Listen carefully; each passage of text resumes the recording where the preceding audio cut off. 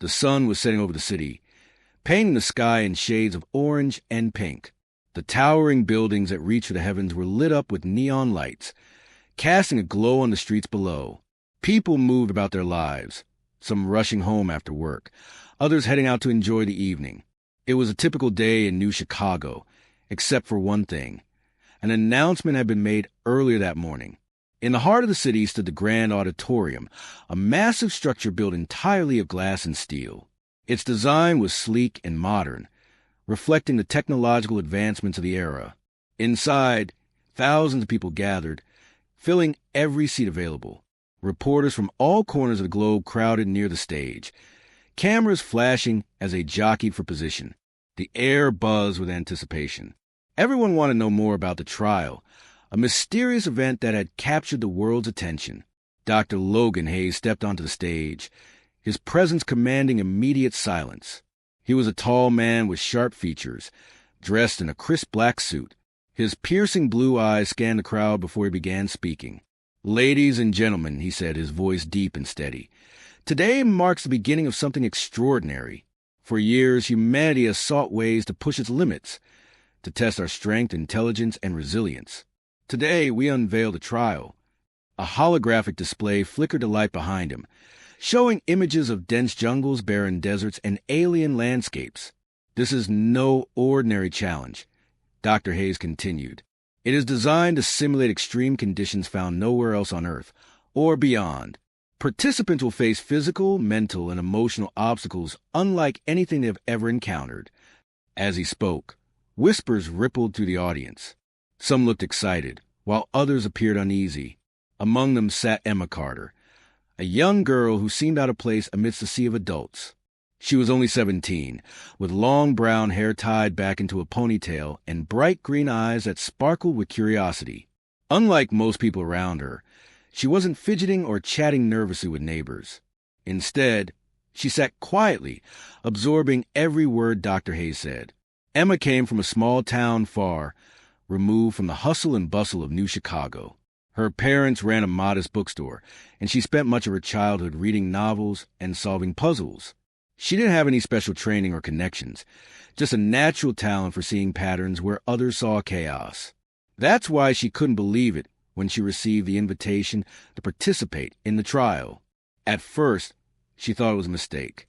But then officials arrived at her doorstep, explaining that her unique abilities had caught their attention during routine psychological evaluations conducted at school. Now, sitting here among strangers, Emma felt both excitement and fear bubbling inside her. She glanced around the auditorium, noticing the mix of expressions on people's faces. Most seemed confident, even arrogant, like Liam Harper, a former military officer sitting a few rows ahead. His broad shoulders and chiseled jawline made him look like someone straight out of a recruitment poster. Beside him sat Rachel Meyer, a biologist known for her groundbreaking research on extraterrestrial ecosystems. She wore glasses perched low on her nose, giving her an air of quiet intelligence. Further down the aisle, Ethan Cole tapped nervously on his knee. An engineer by trade, he specialized in robotics but clearly lacked confidence in social situations. Next to him was Sophia Lane, a charismatic strategist who worked for major corporations advising on crisis management.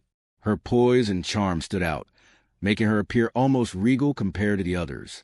Despite feeling intimidated, Emma reminded herself of what her father always told her. You don't need to be the strongest or smartest person in the room. You just need to see things differently. Those words echoed in her mind as Dr. Hayes concluded his speech. Tomorrow morning, these 5 individuals will enter the trial. Only one can emerge victorious. As the crowd erupted into applause, Emma felt a hand touch her shoulder. Turning slightly, she saw Daniel Brooks leaning toward her. He was a journalist covering the event, recognizable by his scruffy beard and worn leather jacket. "You seem awfully calm for someone about a face. Well, whatever this is," he remarked, his tone friendly yet curious. Emma smiled faintly. "I guess I haven't had time to panic yet," she replied softly. Daniel chuckled. "Fair enough. Just remember, sometimes the quiet ones surprise us all." With those words lingering in her ears, Emma returned her focus to the stage. Tomorrow would bring challenges she couldn't imagine. But for now, she allowed herself a moment of peace. Outside, the city lights twinkled like stars against the darkening sky. Somewhere deep within her, a spark of determination ignited. Whatever lay ahead, Emma knew she wouldn't go down without a fight. The morning sun filtered through the thick glass walls of the grand auditorium, casting long shadows across the floor. The air buzzed with energy as technicians scurried about, making final adjustments to the massive dome-like structure known as the Nexus. It loomed in the center of the room, its metallic surface gleaming under the artificial lights. Inside this dome lay the simulation that would test the limits of the 5 participants chosen for the trial. Emma Carter stood near the entrance, her hands clasped tightly together. She wore a simple gray jumpsuit, standard issue for all contestants, but felt oddly heavy on her slim frame. Around her neck hung a small pendant, a gift from her mother before she left home. It was a tiny silver star, meant to remind her of the night sky she loved so much. Emma reached up and touched it now, drawing comfort from its cool surface. Nearby, Liam Harper stretched his arms above his head, his muscles rippling beneath his jumpsuit. He glanced at Emma briefly, his expression unreadable, before turning away. Rachel Meyer adjusted her glasses, her fingers brushing against the data pad strapped to her wrist. Ethan Cole fidgeted nervously, muttering something under his breath about probability equations. Sophia Lane stood apart from the group, her posture relaxed yet commanding. She smiled politely when approached by one of the event organizers, but quickly returned to observing the others with keen interest. Dr. Logan Hayes appeared moments later, flanked by 2 assistants carrying tablets. His sharp gaze swept over the group, lingering momentarily on Emma before addressing them. "Welcome to the trial," he began, his voice calm but firm. "You are about to enter a simulated environment unlike anything you've experienced. Your goal is simple: survive and reach the exit. Along the way, you will encounter challenges designed to test your physical endurance, mental acuity, and emotional resilience."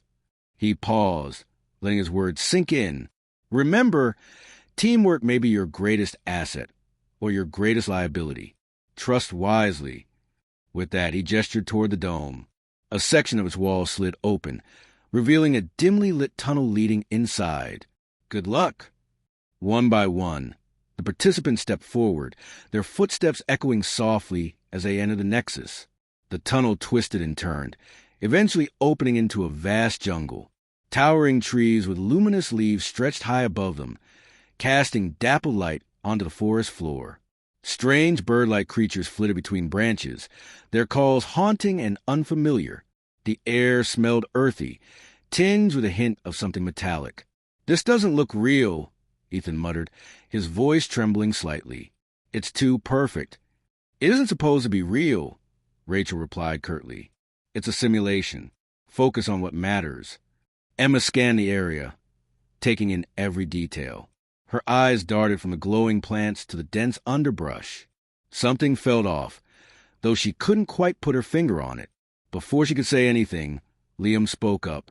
"All right, let's move. Standing here won't get us anywhere." They began walking cautiously, stepping over roots and avoiding patches of moss that seemed to shimmer unnaturally. After several minutes, they came across their first obstacle. Thick vines hanging low from the trees, swaying gently despite the lack of wind. As they drew closer, the vines suddenly lashed out, snapping violently toward anyone within reach. "Watch out!" Sophia shouted, ducking just in time to avoid being struck. Liam cursed loudly, backing away while trying to fend off the writhing plants with his arms. Ethan stumbled backward, nearly tripping over a root. Rachel froze, her analytical mind racing to understand the mechanics behind the attack. Only Emma remained still, her green eyes narrowing as she studied the vines. "They react to sound," she said suddenly, her voice cutting through the chaos. Everyone turned to look at her. "Stay quiet." Her suggestion earned skeptical looks, especially from Liam, who rolled his eyes. "And how exactly do you know that?" Instead of answering, Emma crouched down and motioned for the others to follow suit. Slowly, she crept forward, careful not to make any noise. The vines continued thrashing wildly around them, but none came close enough to strike. Encouraged, The group mimicked her movements, inching their way through the tangled mass without incident. Once they were safely past the danger zone, Sophia let out a breath she hadn't realized she'd been holding. "Not bad," she admitted, giving Emma a nod of approval. Even Liam grudgingly acknowledged her observation with a grunt. As they pressed onward, the jungle grew darker, the glowing leaves above providing less illumination. They soon reached a clearing where a stream cut through the landscape, its water sparkling faintly. On the far side of the stream lay another cluster of trees, their trunks marked with symbols that pulsed faintly with light. "What are those?" Ethan asked, pointing at the markings. "Some kind of code, maybe?" Rachel suggested, already pulling out her datapad to analyze the patterns. Emma knelt beside the nearest tree, tracing the symbols with her fingertips. Unlike the others, she didn't rely on technology to decipher them. Instead, she closed her eyes, letting her mind wander. To her, the symbols weren't random. They formed a sequence, like notes in a melody. Numbers danced in her head, aligning themselves until a pattern emerged. "It's a Fibonacci sequence," she announced after a moment. "Each symbol corresponds to a number in the series. If we follow the order, it should lead us somewhere safe." This time, no one questioned her. Rachel inputted the sequence into her datapad, confirming Emma's findings. Following the path indicated by the symbols, they crossed the stream and entered another part of the jungle. Here, the vegetation thinned, revealing rocky terrain dotted with strange crystalline formations. By now, tensions among the group had begun to rise. Liam's confidence wavered slightly, though he masked it with bravado. Rachel remained aloof, focusing solely on gathering information. Ethan struggled to keep up, his anxiety growing with each new challenge. Sophia maintained her composure, though even she showed signs of strain. As they climbed higher, the temperature dropped noticeably. A cold breeze whipped through the rocks, sending shivers down their spines. Then, without warning, the ground beneath them trembled. Cracks spiderwebbed across the surface, widening rapidly as boulders tumbled loose from above. "Move!" Sophia yelled, pushing Ethan ahead of her. They scrambled to find stable footing, dodging falling debris as the quake intensified. Emma spotted a narrow ledge running along the cliffside and pointed it out. "Over there." One by one, they made their way to the ledge, clinging to the rock face as the shaking subsided. When the dust settled, they found themselves staring at a vast canyon stretching endlessly before them. Across the chasm lay another section of the jungle, its trees swaying gently in the distance. "There has to be a way across," Liam said, scanning the horizon. Emma squinted, spotting a faint glimmer suspended mid-air. "Look," she said, pointing upward. Suspended between two cliffs was a rope bridge, barely visible against the backdrop of clouds. Its wooden planks looked fragile, swaying precariously in the wind. "No way," Ethan protested, shaking his head. "That thing will collapse the second we step on it." "We don't have a choice," Sophia countered, already moving toward the bridge. "Unless you want to stay here forever." Reluctantly, the group followed. One by one, they crossed the rickety structure, gripping the ropes tightly as it swayed beneath their weight. Emma went last, her heart pounding as she focused on placing one foot in front of the other. When she finally reached solid ground, she collapsed onto her knees, breathing heavily. For a moment, no one spoke.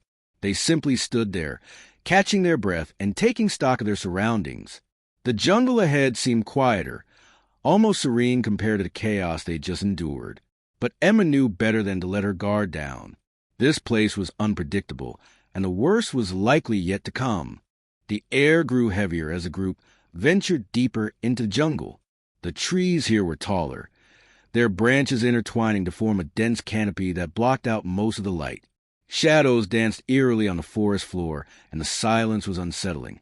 Even the strange bird-like creatures that had chirped earlier seemed to have vanished, leaving behind an oppressive quiet.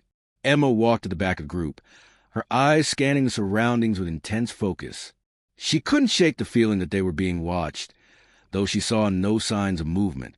Her fingers brushed against the pendant around her neck, seeking comfort in its familiar weight. Ahead of her, Liam led the way, his broad shoulders cutting through the underbrush with ease. Rachel followed closely, her data pad glowing faintly as she analyzed every detail of their environment. Sophia moved with calculated precision, her sharp gaze darting between the trees. Ethan lagged behind, his breathing labored and his expression tense. After what felt like hours, they stumbled upon a clearing. In the center stood a cluster of ancient stone pillars, their surfaces etched with glowing symbols similar to those they'd encountered earlier. But these symbols were more intricate, pulsing with rhythmic light that seemed almost alive. "This must be another puzzle," Rachel said, stepping forward to examine the nearest pillar. She tapped furiously on her datapad, muttering equations under her breath. Emma approached cautiously, her brow furrowing as she studied the patterns. Unlike before, these symbols didn't immediately form a clear sequence. They shifted subtly, changing positions whenever someone got too close. It was as if the puzzle itself was testing them, adapting to their presence. "We need to figure this out quickly," Sophia warned, glancing over her shoulder. "This place feels wrong." Emma nodded in agreement. The longer they stayed, the stronger the sensation of being watched became. She closed her eyes, letting her mind drift. To her, the symbols weren't just random shapes. They were pieces of a larger picture. Slowly, connections began to emerge, forming a web of relationships in her mind. Numbers, angles, and spatial arrangements aligned until she saw it, a three-dimensional pattern. "It's not linear," Emma said suddenly, breaking the silence. Everyone turned to look at her. "The symbols are connected in layers, like a cube. We need to activate them in a specific order based on their position in space." Rachel frowned, skeptical. "Are you sure? That's incredibly complex for a simulation." "I'm sure," Emma replied firmly. She pointed at the first symbol, then the second, and so on, explaining her reasoning as she went. Though her explanation was simple, it made sense. Reluctantly, Rachel stepped aside, allowing Emma to take the lead. One by one, Emma touched the symbols in the correct sequence. Each activation caused the pillar to hum softly, its glow intensifying. When she reached the final symbol, the entire clearing lit up. A hidden passageway opened in the ground, revealing a set of stone steps leading downward. "Well done," Sophia said, offering Emma a rare smile. Even Liam gave her a grudging nod of approval. They descended the stairs carefully, emerging into a cavern illuminated by bioluminescent fungi, clinging to the walls. The air was damp and cool, carrying the faint scent of minerals.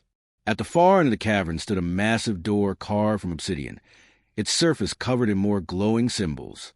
Before anyone could suggest a plan, a low rumble echoed through the chamber. The ground trembled slightly, and a section of the wall slid open, revealing a narrow tunnel. From within, a swarm of robotic insects emerged, their metallic bodies gleaming menacingly in the dim light. "Scatter!" Liam shouted, drawing his attention away from the door. The group split up instinctively, dodging the tiny machines as they zipped through the air. Their movements were erratic, making them difficult to predict. One of the robots latched onto Rachel's arm, its sharp appendages digging into her skin. She cried out, swatting at it frantically until Liam managed to pry it off. Emma pressed herself against the cavern wall, her heart racing. She noticed something peculiar about the robots. They paused briefly whenever they passed near the glowing fungi. An idea sparked in her mind. "Use the light," she called out, pointing at the fungi. "They're attracted to it." Without hesitation, Sophia grabbed a handful of the glowing mushrooms and threw them toward the swarm. The robots veered off course, clustering around the fungi instead of attacking the group. Encouraged, the others followed suit, using the fungi to distract the machines long enough to regroup near the obsidian door. "We can't stay here forever," Ethan said nervously, glancing at the growing pile of fungi. "They'll run out eventually." Emma examined the door closely, her mind racing. The symbols etched into its surface resembled constellations, each star connected by thin lines. She traced the patterns with her finger, piecing together their meaning. "It's a map," she murmured. "The stars represent coordinates. If we press them in the right order, the door should open. How do you know which ones to press?" Liam demanded, his patience wearing thin. "I don't," Emma admitted, "but I think I can guess." Taking a deep breath, She began pressing the symbols, starting with the largest constellation and working her way outward. Each touch caused the corresponding star to glow brighter. When she finished, the doors shuddered and slowly creaked open, revealing a dark corridor beyond. "Let's go," Sophia urged, ushering the group inside. The corridor twisted and turned, its walls lined with smooth black stone. Torches mounted at regular intervals flickered weakly, casting eerie shadows on the floor. As they walked, the sound of dripping water echoed around them, adding to the unsettling atmosphere. Eventually, they reached another chamber. This one was circular, with a raised platform in the center. On the platform rested a crystal orb, its surface shimmering with iridescent colors. Surrounding the platform were statues of humanoid figures, their faces obscured by hoods. "What is this place?" Ethan whispered, his voice trembling. "It's a test," Emma replied softly. She stepped closer to the platform, studying the orb intently. Something about it felt familiar, as if she'd seen it before in a dream. Without thinking, she reached out and touched it.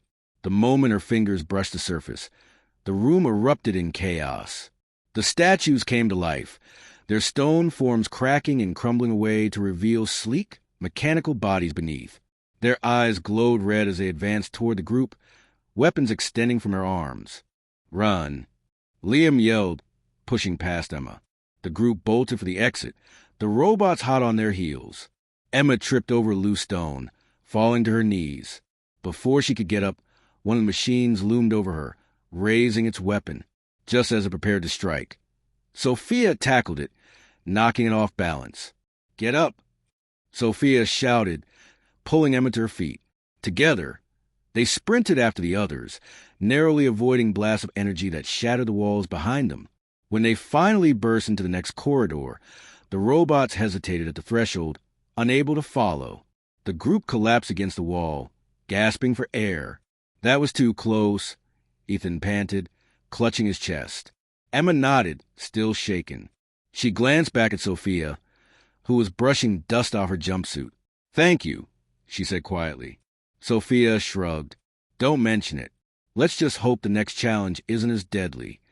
As they caught their breath, Emma couldn't help but wonder how many more obstacles lay ahead. The trial was designed to last days, yet they had only been inside for a few hours. Fatigue was already setting in, and tensions among the group were rising. Despite her success so far, Emma knew the hardest part was yet to come. The corridor stretched endlessly before them, its black walls reflecting the dim light of their handheld torches. The group moved cautiously, their footsteps echoing softly in the oppressive silence. Fatigue hung heavy on their shoulders, and the weight of what they had endured so far was etched into their faces. Emma walked near the front, her green eyes darting between the shadows ahead and the faint glow of the torch she held. Her mind raced, trying to anticipate what might come next. Behind her, Liam muttered under his breath, his frustration growing with every step. "How much farther?" he demanded, his voice sharp and impatient. "This place feels like it's never going to end." "It's a test," Rachel replied coolly, her tone clipped. "They're not just measuring our physical strength. They're testing how we handle stress, exhaustion, fear." "Well, I'm handling it just fine." Liam snapped back, though his clenched jaw suggested otherwise. He adjusted the strap of his pack, shifting its weight slightly. "But if this keeps up, someone's going to crack." Emma glanced at him briefly, noting the tension in his posture. She didn't say anything, instead focusing on the path ahead. She knew he was right. Someone was bound to break soon. The question was who? Ethan trailed behind the group, his breathing shallow and uneven. His hands trembled as he gripped the torch, and sweat dripped down his face despite the cool air. He hadn't spoken much since escaping mechanical statues, his usual nervous energy replaced by a hollow silence. Sophia noticed his condition and slowed her pace to walk beside him. "You okay?" she asked quietly, her voice gentle but firm. Ethan shook his head, swallowing hard. "I don't think I can keep going," he admitted, his voice barely above a whisper. "Every step feels heavier than the last. I'm not cut out for this." Sophia placed a reassuring hand on his shoulder. "You've made it this far. That counts for something. Just focus on the next step, Nothing more. Her words seemed to steady him slightly, though the fear in his eyes remained. Emma watched the exchange in her head, her heart aching for Ethan. She understood what it felt like to doubt yourself, to wonder if you were strong enough. But she also knew that giving up wasn't an option, not here, not now. As they rounded a corner, the corridor opened into another chamber. This one was smaller than the previous ones, its ceiling low and its walls lined with mirrors. The reflections created an illusion of infinite space, disorienting and unsettling. In the center of the room stood a pedestal, atop which rested a single key.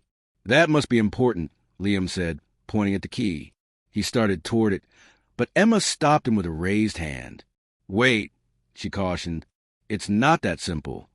She studied the mirrors carefully, noticing subtle differences in their surfaces. Some were perfectly clear, while others rippled faintly, as if distorted by heat. A faint buzzing sound filled the air, growing louder the closer they got to the pedestal. "What do you see?" Sophia asked, stepping up beside Emma. "I think they're illusions," Emma replied slowly. "The mirrors are designed to confuse us, to make us doubt what's real."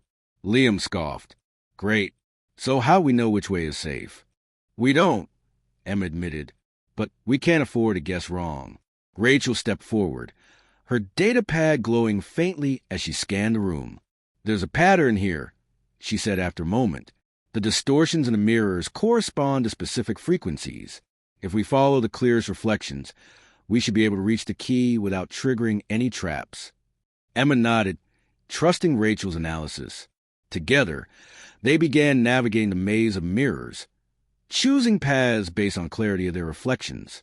The buzzing grew louder with each step, making it harder to concentrate.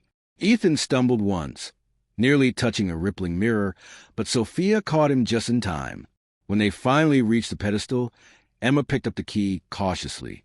It was cold to the touch, its surface smooth and unmarked. As soon as she held it, the mirrors shattered simultaneously, sending shards raining down around them. Behind the broken glass lay a narrow passageway, leading downward. "This place is relentless," Liam muttered, brushing fragments of mirror off his shoulders. They descended the passageway, emerging into a cavern bathed in soft blue light. The air smelled sweet, almost floral, and the ground beneath their feet was covered in moss that glowed faintly. At the far end of the cavern stood a massive archway, its frame carved with intricate designs. Beyond it lay darkness, impenetrable and foreboding. Before they could decide their next move, a voice echoed through the cavern. It was calm and measured, yet carried an edge of authority. "Congratulations on reaching this point," it said. "However, your journey is far from over." The group froze, searching for the source of the voice. From the shadows emerged a figure clad in a sleek black suit, its face obscured by a mask. Beside it stood two others, similarly dressed, their movements precise and calculated. "Who are you?" Sophia demanded, stepping protectively in front of the group. "You may call us guardians," the figure replied. "We are here to ensure only the worthy progress further." Without warning, the guardians activated weapons mounted on their wrists, energy blades extending with sharp hum. The group scattered, dodging the initial attack. Emma ducked behind a boulder, her mind racing. These weren't robots or simulations. They were real people, trained fighters sent to stop them. "We can't fight them," she shouted, her voice carrying over the chaos. "We need to outsmart them."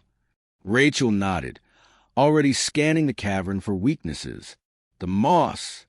It reacts to pressure. If we lure them onto it, maybe we can trap them."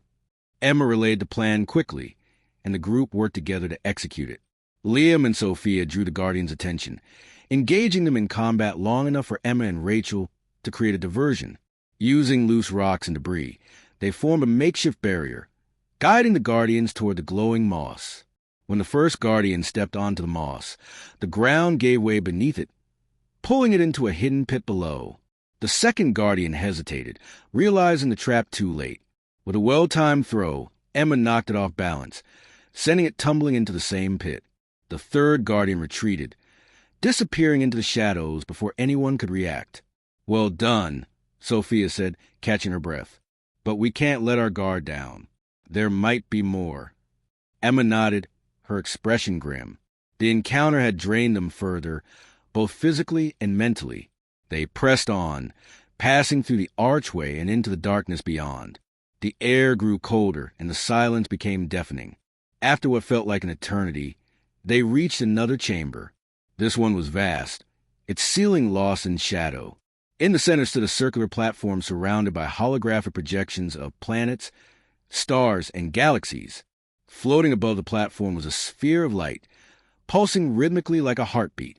"This is it," Rachel whispered, all evident in her voice. The final challenge. Emma approached the platform cautiously, her pendant swinging gently against her chest. She felt a strange pull toward the sphere, as if it were calling to her. When she reached out to touch it, the hologram shifted, forming a map of constellations. "The exit," Emma murmured, tracing the patterns with her finger. "It's showing us the way out." But before she could decipher the full map, Sophia interrupted. "Wait, what if it's a trick?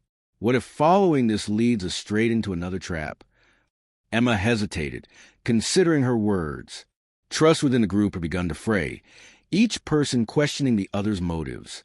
Liam crossed his arms, his expression skeptical. "She's got a point. How do we know we can trust her?" Emma turned to face him, her gaze steady. "Because I've been right so far.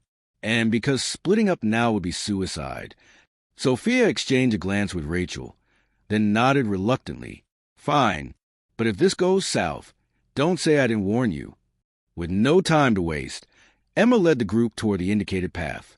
The journey was grueling, testing their limits in ways they hadn't anticipated. But with each step, Emma's resolve grew stronger.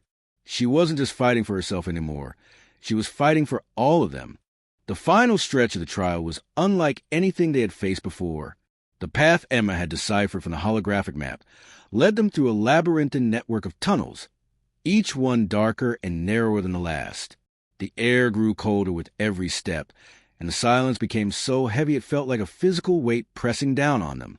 Their torches flickered weakly, casting shaky shadows on the walls that seemed to twist and writhe in response. Emma walked to the front of the group, her pendant bouncing gently against her chest with each step. Her mind was a whirlwind of thoughts, memories of home, flashes of the challenges they had overcome, and the ever-present fear of what lay ahead. She tried to push those thoughts aside, focusing instead on the faint glow of light that appeared at the end of the tunnel. It wasn't much, but it was enough to keep her moving forward. Behind her, Liam trudged along with his usual scowl, though there was a new tension in his shoulders. Rachel adjusted her data pad for what felt like the 100th time, though its screen had gone dark hours ago. Sophia kept glancing over her shoulder, her sharp eyes scanning the darkness for any sign of danger. And Ethan was barely keeping up. His breaths came in shallow gasps, and his steps were unsteady. He looked like he might collapse at any moment. "We're almost there," Emma said softly, more to herself than to the others. She didn't know if it was true, but saying out loud made her feel better. "Just a little farther." Liam snorted. "You've been saying that for hours." "And we're still alive." Emma shot back, her voice firmer than she intended. "That's something, isn't it?" He didn't respond, but the look he gave her suggested he wasn't entirely convinced. As they neared the source of the light, the tunnel opened into a massive chamber. The ceiling soared high above them, disappearing into shadow. In the center of the room stood a towering structure, a spire made of glass and metal, its surface etched with glowing symbols that pulsed in sync with a rhythmic hum. Surrounding the spire was a circular platform, its edges lined with panels that displayed shifting patterns of light. "This is it," Rachel whispered, her voice trembling with a mix of awe and dread. "The exit." Emma stepped onto the platform cautiously, her boots clicking softly against the smooth surface. The others followed, their movements hesitant. As soon as all 5 of them were standing on the platform, the panels around them lit up, projecting images of their journey. The jungle, the stone pillars, the robotic insects, the mirrors, the guardians. Each image flickered briefly before vanishing, replaced by another. "What's happening?" Ethan asked, his voice shaking. "It's showing us everything we've done," Sophia replied, her tone measured but strained. "Every choice, every mistake." Emma watched the images closely, her heart pounding. She saw herself solving puzzles, making decisions, leading the group through danger after danger. But she also saw moments of hesitation, of doubt. The trial wasn't just testing their physical abilities. It was testing their minds, their emotions, their very souls. Then the images stopped, replaced by a single question displayed across all the panels. Who will sacrifice themselves to the others? The words hung in the air, heavy and unyielding. No one spoke. The question lingered unanswered as the hum grew louder. What does it mean? Liam demanded, his voice rising. Is this some kind of trick? I don't think so, Emma said quietly. She turned to face the group, her expression calm despite the turmoil inside her. It's asking us to choose. One of us has to stay behind so the rest can leave. The room fell silent except for the hum of the spire. Everyone exchanged uneasy glances, the weight of the decision pressing down on them. No way, Liam said finally, breaking the silence. I'm not staying here. None of us are, Rachel added quickly. There has to be another way. There isn't, Emma replied, her voice steady. This is part of the test. Someone has to make the choice. Sophia crossed her arms, her jaw tightening. And who decides? Do we vote? Draw straws. Before anyone could answer, Ethan sank to his knees, tears streaming down his face. I can't do this anymore, he choked out. I'm sorry. I can't. Emma knelt beside him, placing a hand on his shoulder. You don't have to, she said gently. We'll figure out together. But even as she spoke, she knew what she had to do. Standing up, she took a deep breath and addressed the group. I'll stay. The words hit them like a shockwave. What? Liam exclaimed, his eyes wide. Are you crazy? It makes sense, Emma continued, her voice firm despite the lump forming in her throat. I've seen things differently since the beginning. Maybe this is why I was chosen, to see the bigger picture. You can't just throw your life away. Rachel protested, her hands clenched into fists. We need you. No, Emma said, shaking her head. You need each other. You're stronger together than you realize. Sophia stepped forward, her expression conflicted. Emma, this isn't fair. We shouldn't let you. It's not about fairness, Emma interrupted. It's about doing what's right. She turned to face the spire, her pendant catching the light as she moved. Take care of each other, okay? Before anyone could stop her, she placed her hand on the spire. The symbols flared brightly, and the platform beneath them began to rise. The others shouted her name, reaching out to pull her back, but it was too late. The spire emitted a blinding flash of light, and when it faded, Emma was gone. The remaining four found themselves outside the dome, standing in the bright sunlight of New Chicago. The crowd erupted into cheers, but none of them reacted. They stood frozen, staring at the empty space where Emma had been moments before. Later, during interviews with reporters, they struggled to explain what had happened. All they could say was that Emma Carter had sacrificed herself to save them. Her quiet determination, her ability to see connections others missed. It had all led to this moment. Daniel Brooks, the journalist who had first noticed Emma in the auditorium, wrote an article about her. He titled it simply, A Quiet Hero. Though Emma never emerged from the trial, her actions left a lasting impact on everyone who heard her story. She had proven that strength isn't always measured by brute force or technical skill. It's about seeing things differently, trusting yourself, and being willing to give everything for the people you care about. Somewhere deep within the Nexus, the simulation reset itself, ready for the next challenger. But for Emma Carter, the real victory wasn't escaping the trial. It was knowing she had made a difference.